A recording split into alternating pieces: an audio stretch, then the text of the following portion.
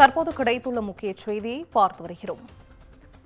தாவேகவின் 2வது மாநில மாநாடு மதுரையில் பிரம்மாண்டமாக நடைபெற்று முடிந்திருக்கும் நிலையில் விஜய் தனது சுற்றுப்பயணத்தை செப்டம்பர் 15 அல்லது 17ஆம் தேதி தொடங்க இருப்பதாக தற்போதைய ஒரு அண்மை செய்தியானது வெளியாகியிருக்கிறது.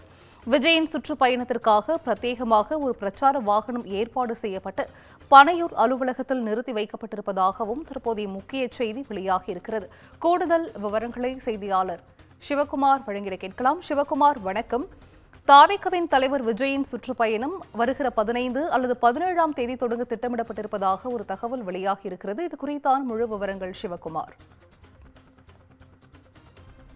ஏற்கனவே ஆளுங்கட்சிகள், எதிர்கட்சிகள், அதே மாதிரி அதிமுக, திமுக, அதே மாதிரி பாஜக, தேமுதிக உள்ளிட்ட பல்வேறு கட்சிகள் ஏற்கனவே தங்களோட சுற்றுப்பயணத்தை துவங்கி அதன் அடிப்படையில் மக்களை வரிசையாக சந்திச்சுட்டே வராங்க.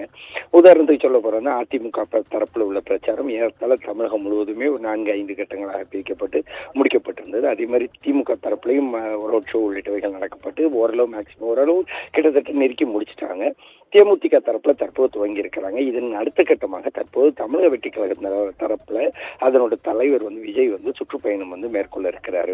எப்படின்னு பாத்தீங்கன்னா, ஏற்கனவே 2 மாநாடுகள் நடத்தப்பட்டு முடிச்சிருந்தது. முதல் கட்டமா மாநாடு விக்கிரவாண்டியில் நடைபெற்றது, 2வது மதுரையில் நடைபெற்றது. 2லுமே லட்சக்கணக்கான தொண்டர்கள் கலந்து கொண்ட ஒரு சூழ்நிலையில தற்போது அவரோட பிரச்சாரத்தை துவங்க இருக்கிறாரு. தற்போது திட்டமிட்டு இருக்கிறாரு. பேரறிஞர் அண்ணாவோட பிறந்த நாளான செப்டம்பர் 15 அல்லது பெரியார் பிறந்த நாளான செப்டம்பர் 17ஆம் தேதியிலிருந்து அவர் அந்த மாநாடு அந்த பிரச்சாரத்தை துவங்குறதுக்கு திட்டமிட்டு இருக்கிறதாக முதற்கட்ட தகவல்கள் வழியா இருக்குது. அவர் ஏற்கனவே ஆகஸ்ட் 15 அன்னைக்கு துவங்கலாம் அப்படின்னு சொல்லி எதிர்பார்க்கப்பட்ட நிலையில அதன் பிறகான அதை ஒட்டி உள்ள பிரச்சனைகள், அதாவது மாநாடு இருந்தது உள்ளிட்ட பல்வேறு பிரச்சனைகளுக்காக தற்போது செப்டம்பர் 15 அல்லது 17 அன்னைக்கு துவங்க திட்டமிட்டு இருக்கிறாங்க.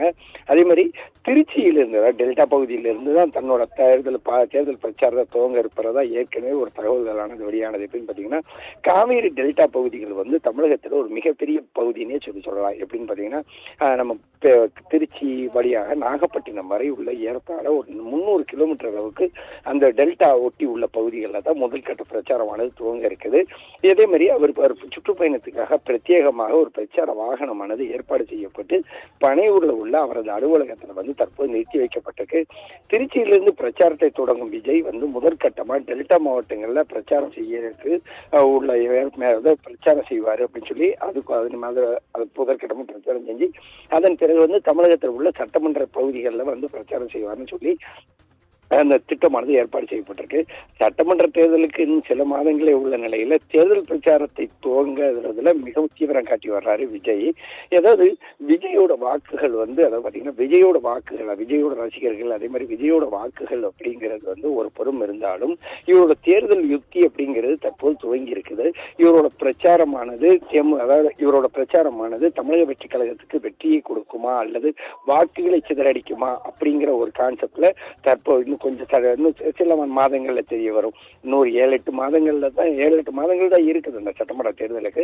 அந்த தேர்தலுக்கு நடைபெறக்கூடிய நேரத்துல என்ன மாதிரி நடக்க போகுது அப்படிங்கிறது இனிமேதான் தெரிய வரும். சிந்து,